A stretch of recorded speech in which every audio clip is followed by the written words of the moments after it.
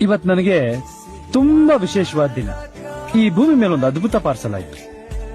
ಆ ಅದ್ಭುತ ಡೆಲಿವರ್ ಮಾಡಿಸಿದ ಡಾಕ್ಟರ್ಗೂ ಅದನ್ನ ಎತ್ತಾಡ್ಸಿದ ನರ್ಸ್ಗೂ ಒಂದು ದೊಡ್ಡ ಥ್ಯಾಂಕ್ಸ್.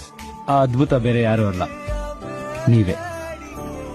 ಹುಟ್ಟುಹಬ್ಬದ ಹಾರ್ದಿಕ ಶುಭಾಶಯಗಳು. ಮನಸ್ಸೆಲ್ಲ ನೀನೇ, ಮನಸ್ಸೆಲ್ಲ ಹಿಂಗೆಂದೂ ಎಂದು ಆಗಿಲ್ಲ.